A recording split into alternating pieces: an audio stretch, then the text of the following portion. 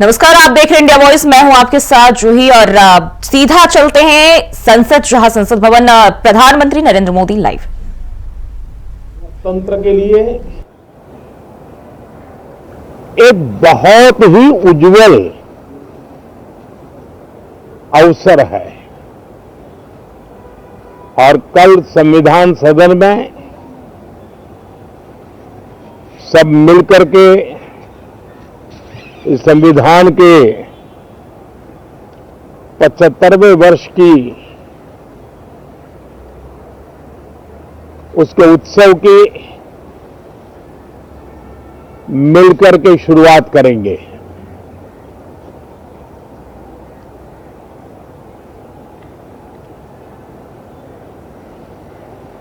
संविधान निर्माताओं ने संविधान निर्माण करते समय एक एक बिंदु पर बहुत विस्तार से बहस की है और तब जाकर के ऐसा उत्तम दस्तावेज हमें प्राप्त हुआ है। और उसकी एक महत्वपूर्ण इकाई है हमारी संसद। हमारे सांसद भी और हमारी संसद भी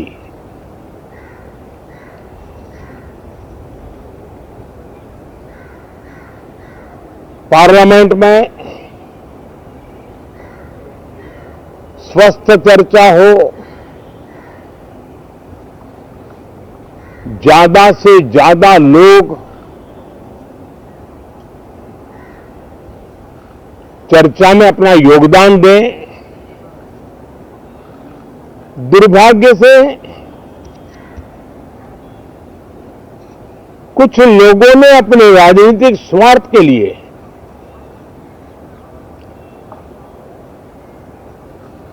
जिनको जनता ने अस्वीकार किया है, वे संसद को भी मुट्ठी भर लोगों के हुड़दंगबाजी से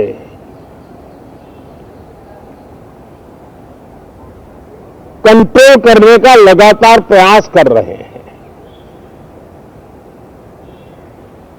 उनका अपना मकसद तो संसद की गतिविधि को रोकने से ज्यादा सफल नहीं होता है और देश की जनता उनके सारे व्यवहारों को काउंट करती है और जब समय आता है तो सजा भी देती है। लेकिन सबसे ज्यादा पीड़ा की बात यह है कि जो नए सांसद होते हैं, नए विचार, नई ऊर्जा लेकर के आते हैं और ये किसी एक दल में नहीं, सभी दल में आते हैं। उनके अधिकारों को कुछ लोग दबोच देते हैं।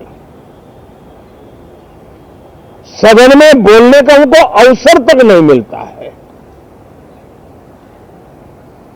लोकतांत्रिक परंपरा में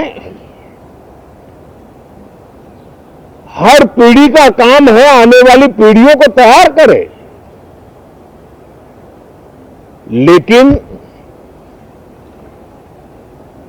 80-80, 90-90 बार जनता ने जिनको लगातार नकार दिया है, वे न संसद में चर्चा होने देते हैं, न लोकतंत्र की भावना का सम्मान करते हैं, न ही वे लोगों की आकांक्षाओं का कोई महत्व समझते हैं, उनका उसके प्रति कोई दायित्व है वो कोई समझ पाते हैं।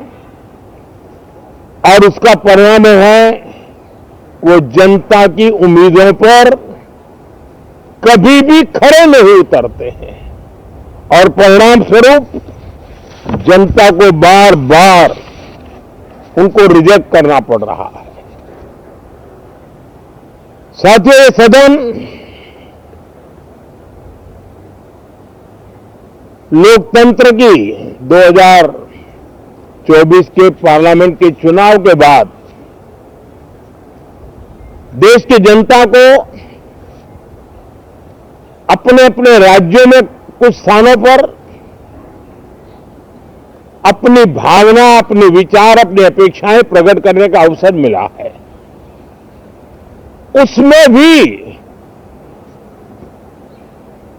2024 के लोकसभा के चुनाव के नतीजों को और अधिक ताकत दी गई है राज्यों के द्वारा, और अधिक बल प्रदान किया गया है, और अधिक समर्थन का व्याप बढ़ा है। और लोकतंत्र की यह शर्त है कि हम जनता जनार्दन की भावनाओं का आदर करें, उनकी आशा अपेक्षाओं पर खरा उतरने के लिए दिन रात मेहनत करें। मैं बार बार खास करके विपक्ष के साथियों से आग्रह करता रहा हूं, और कुछ विपक्ष बहुत जिम्मेदारी से व्यवहार करते भी हैं। उनकी भी इच्छा रहती है कि सदन में सुचारू रूप से काम हो, लेकिन लगातार जिनको जनता ने नकार दिया है, वे अपने साथियों की बात को भी दबोच देते थे, उनकी भावनाओं का भी अनादर करते हैं, लोकतंत्र की भावनाओं का अनादर करते हैं। मैं आशा करता हूं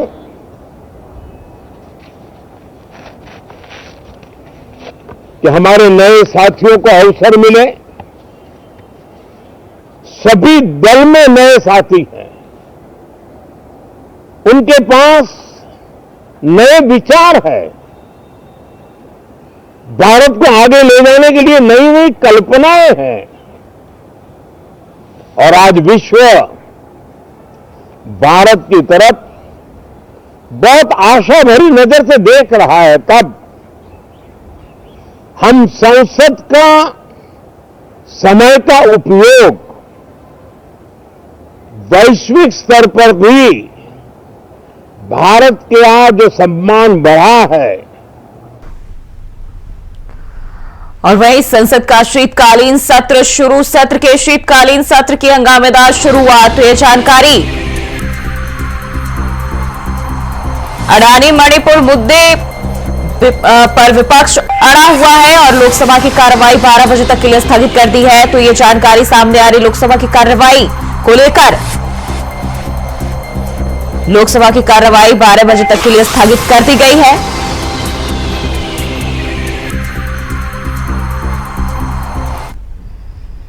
और बढ़ते आगे, सीएम योगी के गोरखपुर दौरे का दूसरा दिन। सीएम योगी ने की पूजा अर्चना और गौ सेवा। सीएम योगी ने लगाया जनता दर्शन कार्यक्रम। तो गोरखपुर से यह खबर सामने आ रही, मुख्यमंत्री योगी आदित्यनाथ के गोरखपुर दौरे का दूसरा दिन और जनता दर्शन कार्यक्रम मुख्यमंत्री ने लगाया, जहां दूर दूर से फरियादी फरियाद लेकर आए और सीएम ने एक एक कर सबकी फरियाद सुनी। अधिकारियों को जल्द से जल्द निस्तारण के निर्देश भी दिए गए। वहीं पुलिस प्रशासन के आला अधिकारी इस दौरान मौजूद रहे। और बता दें, गोरखनाथ मंदिर में जनता दर्शन कार्यक्रम का आयोजन किया गया। तो सीएम योगी आदित्यनाथ का गोरखपुर दौरा और गोरखपुर दौरे का दूसरा दिन,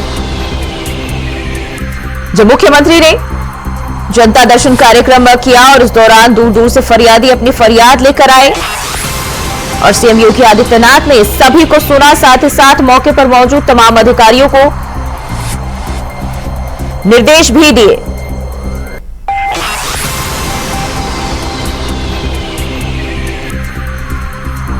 तो सीएम योगी ने पूजा अर्चना और गौ सेवा भी इस दौरान की।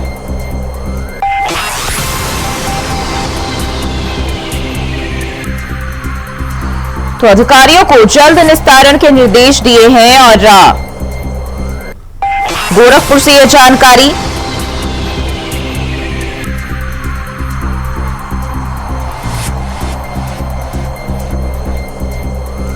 सीएम योगी आदित्यनाथ ने इस दौरान गोरखपुर दौरे के दौरान पूजा अर्चना की और एक बार फिर से साप्ताहिक जनता दर्शन कार्यक्रम लगाया और फरियादियों की फरियाद भी सुनी। वहीं गौ सेवा पूजा अर्चना भी की मुख्यमंत्री योगी आदित्यनाथ ने। तो सीएम योगी के दौरे का दूसरा दिन और दूर दूर से फरियादियां फरियाद लेकर मुख्यमंत्री के पास पहुंचे, जहां हमेशा की तरह उन्होंने जन समस्याएं सुनी। मौजूद अधिकारियों को जल्द से जल्द निस्तारण के निर्देश दिए हैं।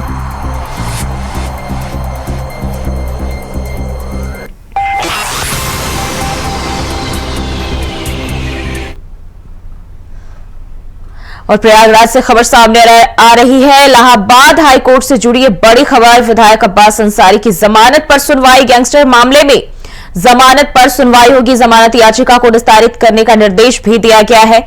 सुप्रीम कोर्ट ने हाईकोर्ट को 4 हफ्ते में निस्तारित करने का निर्देश दिया है। कासगंज जेल में बंद है विधायक अब्बास अंसारी। चित्रकूट जेल में रहते हुए गैंग संचालित करने का आरोप है उनके ऊपर। तो प्रयागराज से ये बड़ी जानकारी सामने आ रही है। फिलहाल कासगंज जेल में विधायक अब्बास अंसारी बंद है। वहीं सुप्रीम कोर्ट ने हाईकोर्ट को 4 हफ्ते में निस्तारित करने का निर्देश दिया है और जमानत याचिका को निस्तारित करने का निर्देश दिया है। तो ये जानकारी विधायक अब्बास अंसारी को लेकर हाईकोर्ट से जुड़ी बड़ी खबर। इलाहाबाद हाईकोर्ट से जुड़ी जानकारी सामने आ रही है और गैंगस्टर मामले में जमानत पर सुनवाई होगी। विधायक अब्बास अंसारी की जमानत याचिका पर सुनवाई।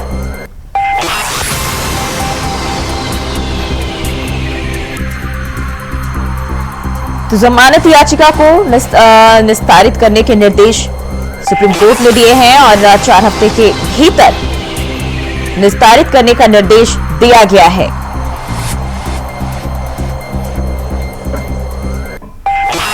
गैंगस्टर मामले में सुनवाई होनी है। इलाहाबाद हाईकोर्ट से जुड़ी है जानकारी।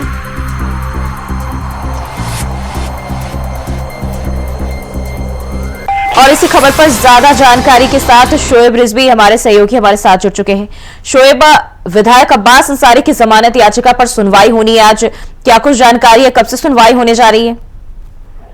देखिए, दरअसल अब्बास अंसारी फिलहाल जेल में है। उनकी तरफ से सुप्रीम कोर्ट में याचिका की गई थी जिस पर सुप्रीम कोर्ट ने उन्हें हाईकोर्ट जाने के लिए कहा। हाँ, ये जरूर उसने साफ करा कि हाईकोर्ट इस मामले में 4 हफ्ते में निस्तारित करे। उसी कड़ी में इलाहाबाद हाईकोर्ट में इस मामले में आज सुनवाई होनी है। उनकी तरफ से जमानत की याचिका डाली गई है। इससे पहले उन्हें ईडी के मामले में भी जमानत मिल चुकी है। फिलहाल जेल में है और इस मामले में चूंकि उन पर गैंगस्टर का भी मामला लगा हुआ है गिरोहबंद अधिनियम के तहत, तो उसको लेकर के अब उनकी तरफ से जो इलाहाबाद हाईकोर्ट में याचिका उस पर आज सुनवाई होनी है। इनकी तरफ से जमानत की प्रेयर की गई है, जिससे अब से कुछ देर बाद सुनवाई होगी और उसके बाद कोर्ट क्या निर्णय करता है इसका इंतजार करना पड़ेगा। लेकिन पिछले कुछ दिनों से लगातार अब्बास अंसारी अलग अलग मामलों में जो कानूनी प्रक्रिया उसके तहत उसके वकील की तरफ से कोशिशें जारी है और इसी कड़ी में पिछले दिनों ईडी के इस मामले में उन्हें जमानत मिली थी, लेकिन उसके बावजूद पर और भी केसेस थे जिसकी वजह से अभी भी वो जेल में है। और ये एक मामला उसका गैंगस्टर का है जिस पर उनकी तरफ से याचिका दाखिल की, जिस पर सुनवाई होनी है और उसके बाद फैसला आएगा। बिल्कुल शोएब, पहले उन्होंने जमानत याचिका दाखिल की और जमानत पर रिहाई के लिए जो अपनी याचिका दी थी, लेकिन अब जिस तरीके से सुप्रीम कोर्ट ने सख्ती की है, अभी क्या संभावना जताई जा रही है? क्योंकि सुप्रीम कोर्ट से 4 हफ्ते का वक्त दिया गया है। बिल्कुल, अब ये एक तरह से कह सकते हैं कि ये कहीं ना कहीं एक बाउंड होगा कि 4 हफ्ते में इस मामले में निर्णय आ जाए और उसका निस्तारण हो जाए। और इसी कोशिश में लगातार है कि इस मामले में जो भी निर्णय आए उसके बाद वो अपने जो विधि सलाहकार हैं उनसे आगे के रणनीति पर बात करेंगे। लेकिन क्योंकि हाईकोर्ट में अब समय सीमा है 4 हफ्ते में सुप्रीम कोर्ट ने कहा इस मामले को निस्तारित करे, इसी तरह में आज सुनवाई होगी और उसके बाद ही चीजें साफ होंगी कि कोर्ट इस पर क्या फैसला करता है। बिल्कुल, जिस तरीके से देखे चित्रकूट जेल में रहते हुए गैंग संचालित करने का आरोप है और इसके अलावा भी कई सारे ऐसे मुकदमे उनके ऊपर पहले से ही दर्ज है। संभावना आगे की राह अब्बास के लिए कितनी मुश्किल? बिल्कुल, निश्चित तौर पर अभी भी कहीं न कहीं कानूनी मामले में वो लगातार उनकी वकीलों की तरफ से कोशिशें की जा रही हैं। ये हालांकि विधायक हैं, विधानसभा का चुनाव भी जीते थे, लेकिन उसके थोड़े ही समय बाद इन्हें जेल जाना पड़ा था और तब से अभी तक वो लगातार जेल में है। और इस बीच में उनके वकीलों की तरफ जो अलग अलग मामले हैं जिसकी कोर्ट में सुनवाई हो रही है, उसको उनकी तरफ से राहत देने की कोशिश है। और इसी कड़ी में इस मामले में भी अब उनके वकील की तरफ से कोशिश की जा रही है कि उन्हें जमानत मिले, ताकि उन्हें बाहर आने की जो उनकी कोशिश है जो रास्ते और साफ है। तो अभी से कितना वक्त है सुनवाई होने में, क्योंकि जानकारी के मुताबिक 11 बजे का वक्त बताया गया था। अभी अगर हम बात करें, क्या सभी कोर्ट पहुंच चुके हैं? तो कोर्ट की जो अपनी प्रक्रिया है उसके अंदर आज इस मामले में कोर्ट में लिस्टिंग थी। इस मामले में सुनवाई 11 बजे का समय है। अब से थोड़ी देर बाद ये साफ हो जाएगा कि कोर्ट इस पर सुनवाई करता है और क्या निर्णय आता है या फैसला सुरक्षित करता है। इसके लिए थोड़ा समय जरूर लगेगा, लेकिन जो समय सीमा उस उम्मीद की जा रही है कि उनके वकीलों से कि जो बात हुई, उनका कहना है कि इस मामले में जल्द ही कोर्ट अपना निर्णय सुनाएगा और बहुत चीजें साफ हो जाएंगी। बिल्कुल शोएब, अगर हम हाई कोर्ट की बात करें, जिस तरह से सुप्रीम कोर्ट ने आदेश दिए हैं 4 हफ्ते के भीतर जो निस्तारित करने के हाई कोर्ट की ओर से, क्या अभी इसको लेकर किसी तरह के बयान सामने आए, प्रतिक्रिया सामने आई कि क्या ये 4 हफ्ते के भीतर मामले को सुलझा लिया जाएगा? देखिए, बिल्कुल समय सीमा है, उसमें कहीं ना कहीं कोर्ट की जो सुनवाई है वो पूरी हो जाएगी और उसके बाद कोर्ट अपना फैसला सुनाएगा कि अब्बास अख्तारी जेल में रहेंगे या जेल से बाहर आएंगे। जो ये मामला है इसमें कोर्ट क्या रुख अख्तियार करता है, जो समय सीमा है वो इसी आधार पर दी गई है। इस बीच में इस मामले में सुनवाई होती है और सुनवाई के बाद कोर्ट अपना फैसला सुनाएगा। बिल्कुल शोएब, बहुत बहुत शुक्रिया आपका जानकारी साझा करने के लिए। और रुकते हैं एक छोटे से ब्रेक के लिए, फौरन हाजिर होते हैं। और ब्रेक के बाद फिर से स्वागत है आपका। बढ़ते खबरों की ओर। संभल से खबर सामने आ रही। संभल में हुए हिंसा में युवक की मौत का मामला। मृतक के भाई ने पुलिस पर लगाया हत्या का आरोप। मेरा भाई दुकान के लिए सामान लेने गया था और रास्ते में बवाल हुआ, पुलिस ने गोली मार दी। तो ये मृतक के भाई ने पुलिस पर आरोप लगाए हैं और कहा कि सूचना पर हम गए लेकिन पुलिस ने उठाने नहीं दिया। तो ये बड़ा आरोप। जिस तरह से देखें संभल में जो हिंसा जारी है, इस पर लगातार अपडेट हम आपको बताते जा रहे हैं। और एक बार फिर से अब सामने आया है जहां मृतक के भाई का बयान सामने आया और उन्होंने कहा है कि मृतक के भाई ने यह बयान दिया है कि पुलिस की गोली से मेरे भाई की मौत हुई है, रास्ते में बवाल हुआ, पुलिस ने गोली मार दी। पूरा मामला ये था, हमारे भाई को पता नहीं थी इतनी लड़ाई हो चुकी है जहाँ मस्जिद के पीछे। हमारे भाई ने दुकान खोली, फिर सामान लेने चला गया। वो रिफाइंड का पीपा, मैदा वैदा, समोसों की दुकान है, मिठाई की छोटी सी दुकान है। तो अपने वो गाड़ी लेकर गया था रिफाइंड का पीपा लेने और मुठभेड़ में पुलिस ने गोली मार दी। सूचना पता चली कि हाँ कि तुम्हारे भाई की गोली लग गई। तो हम भाग के गए तो कोई उठाने वाला नहीं था पुलिस के अलावा। पुलिस थी वहां पर, पुलिस ने जाने नहीं दिया, तड़प तड़प के मर दिया, तड़प तड़प के मर गया। पुलिस ने जाने नहीं दिया पास को। वो बच सकता था, पुलिस अगर ये इशारा दे देती कि ले जाओ उठा के तो बच सकता था। वो नहीं ले आने दिया, कोई एम्बुलेंस ना आई है, कोई कुछ नहीं आया, ऐसे मर गया तड़प तड़प। हाँ पहुंचे थे तो मर चुका था हमारा भाई। फिर हम अस्पतालों में ले फिरे, फिर कुछ नहीं हुआ। जब उसमें कुछ नहीं बचा था, टाइम हो गया ज्यादा। बॉडी यहाँ से घर से ले गए, बोले चलो होगा, मतलब देखेंगे कितने कैसे हुआ, और हल्के से प्यार से निकाल के ले गए। और वहाँ पे हमारे साथ बदतमीजी करी, लाते मार के हमें बाहर निकाल दिया। डेड बॉडी को इकला छोड़ दिया पुलिस के हवाले में, डेड बॉडी सरकारी अस्पताल में। हमें बदतमीजी करके निकाल दिया डेड बॉडी के साथ। 4 जने रहे थे, चारों को बाहर। और संभल में बवाल के बाद आज सुबह शांति बनी हुई है। पुलिस प्रशासन रात भर सड़क पर दिखाई दी। सड़कों पर सन्नाटा पसरा हुआ है। वहीं सड़क पर सिर्फ पुलिस फोर्स के जवान ही दिखाई दे रहे हैं। जरूरतमंद लोग ही घर से बाहर निकल रहे हैं। और इसी बीच डीआईजी मुरादाबाद मुनीराज जी ने अफसरों के साथ जामा मस्जिद और आसपास के इलाकों का जायजा लिया। हिंदू और मुस्लिम इलाकों में सन्नाटा पसरा हुआ है, वहीं बाजार भी बंद है। बता दें कि संभल में रविवार को जब शाही जामा मस्जिद में सर्वे करने के लिए टीम पहुंची थी, तो उस दौरान दूसरे समुदाय के लोगों ने पुलिस पर पथराव कर दिया और फायरिंग और आगजनी की घटना में कई गाड़ियां भी फूंक दी गई। इसी बवाल में एसपी और सीओ सहित करीब 20 पुलिसकर्मी भी जख्मी हुए हैं। वहीं इस पूरी घटना में अब तक 3 लोगों की मौत की पुष्टि डीआईजी मुरादाबाद ने किया। हालांकि बवाल करने वालों में 2 महिलाओं सहित करीब 21 लोग पुलिस हिरासत में लिए गए हैं। प्रॉपर तरीके से जितना डिप्लॉयमेंट हमारे पास मोर देन एनफ फोर्स था, हमने सर्वे कंडक्ट कराने के लिए डीएम साहब के जो सिक्योरिटी प्रोवाइड करने के लिए जो लेटर लिखा गया था, उसी के मद्देनजर हमने प्रॉपर तरीके से डिप्लॉयमेंट भी किया था। लेकिन अगर कोई ओवरनाइट किसी की प्लानिंग हो और उस प्लानिंग के तहत अगर कोई व्यक्ति सडनली गलियों में से जब एक ही समाज के कम्युनिटी के लोग हैं, उनको कोई एक सीक्रेट मैसेज या कम्युनिटी के लिए अगर वो पहुंच जाता है और सब लोग आ जाते हैं, तो that is not an intelligence failure, that is not a security failure, that is eventuality जिसके साथ डील करना पड़ता है। और उसके साथ उसी तरीके से डील किया गया। पुलिस द्वारा वहां पे टीयर स्मोक म्यूनिशन फायर किया गया। पुलिस द्वारा पहले बताया भी गया कि ये नाजायज नजमा है, मेरे स्वयं द्वारा बताया गया 3 बार कि आपका नजमा नाजायज है, आप लोग यहाँ से चले जाएं। उसके बाद टीयर स्मोक भी फायर किए गए और पैलेट गन्स भी हैं, वो भी फायर की गई हैं। आप कई जगह वीडियो के अंदर वायरल भी हो रहा है कि पुलिस द्वारा फायरिंग की गई। पुलिस द्वारा वो पैलेट गन का प्रयोग किया गया। पुलिस द्वारा किसी भी लीथल वेपन जिससे कि किसी व्यक्ति की जान जा सके, पुलिस द्वारा ऐसा कोई भी वेपन है वो फायर नहीं किया गया है। इससे मैं आप सबको आगाह करना। और दिल्ली विधानसभा चुनाव के लिए स्क्रीनिंग कमेटी गठित, कांग्रेस ने किया स्क्रीनिंग कमेटी का गठन। मीनाक्षी नटराजन को बनाया कमेटी का चेयरपर्सन। इमरान मसूद और प्रदीप नरवाल समिति में सदस्य बनाए गए हैं। तो ये जानकारी दिल्ली विधानसभा चुनाव के लिए स्क्रीनिंग कमेटी गठित कर दी गई है। उम्मीदवारों के चयन का काम करेगा स्क्रीनिंग कमेटी।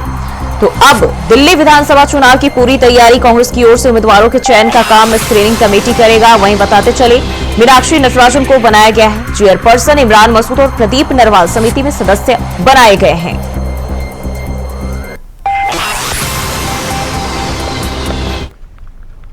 और बुलेटिन में फिलहाल के लिए बस इतना ही। खबरों के लिए देखते रहिए इंडिया वॉइस।